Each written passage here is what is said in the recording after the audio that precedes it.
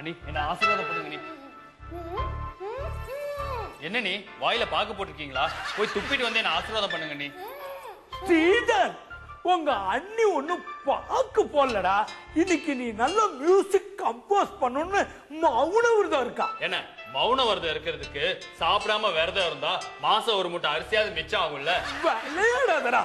நீ music compose பண்றத கேட்டுட்டு எல்லா ப்ரொடியூசரும் சான்ஸே இல்லைன்னு சொல்லணும். என்ன சான்ஸ் இல்லன்னு கஷ்டப்பட்டு அலைஞ்சு திரிஞ்சு சான்ஸ வாங்கி இருக்கேன். இன்னைக்கு போய் ப்ரொடியூசருங்க சான்ஸே இல்லன்னு சொல்லுவாங்கன்னு சொல்றியே, முதல்ல வாயை கழுவுன.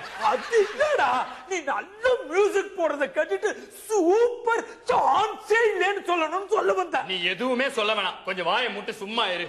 சித்தப்பா சித்தப்பா, என்ன சீனு குட்டி? நீ பெரிய மியூசிக் டைரக்டர்னா நான் மொட்டை வச்சு காது குத்துறேன்னு சாமி கிட்ட வேண்டிட்டேன். யார்கிட்ட காது குத்துற? கோயில்ல இருக்க ஆச்சாரி கிட்ட. என்கிட்டே காது குத்துறியான்னு கேட்டேன். உனக்கு குத்த தெரிஞ்சா நீயே குத்து சித்தப்பா. குத்தணுமா?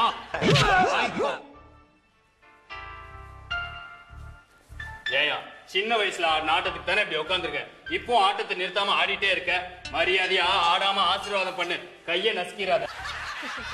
ஸ்ரீதர், எனக்கு ஒரு ஆசைதான்.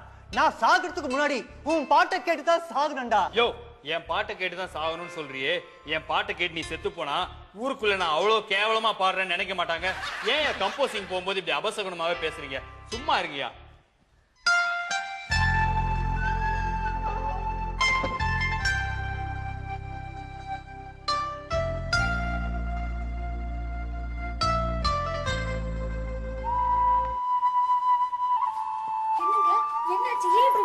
வீட்டுக்குள்ள போறதுக்கு இதனடி வழி, அதான் இப்படி வர்ற. ஐயோ, நான் அதை கேட்கலீங்க.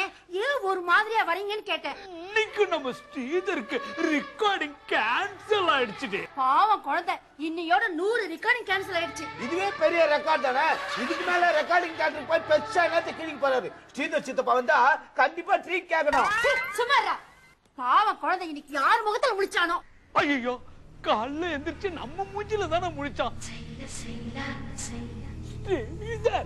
ரெக்கார்டிங்க்கு டைம் ஆயிடுச்சு, எழுந்திருப்பா. தேங்க்யூண்ணே. வந்தான்னா செம்ம அடி அடிப்பானே. ஏதாவது நெஞ்சு வலின்னு சொல்லி படுத்துற வேண்டியதுதான். என்னங்க நெஞ்சு வலியா? அதேதான் அடி, கொண்டு போய் படுக்க வைக்கணும்.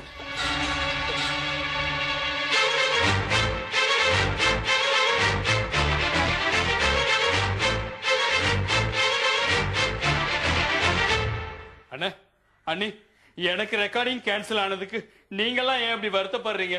கவலைப்படாதீங்க, அடுத்த வாட்டி பாத்துக்கலாம். அண்ணி, அன்னைக்கு எனக்கு ஒரு நெய் ரோஸ்ட் சுட்டு கொடுத்தீங்கல்ல, அதே மாதிரி இன்னைக்கு சுட்டு போடுங்க அண்ணி. சுட்டு போட்டா கூட உனக்கு புத்தி வராதுடா.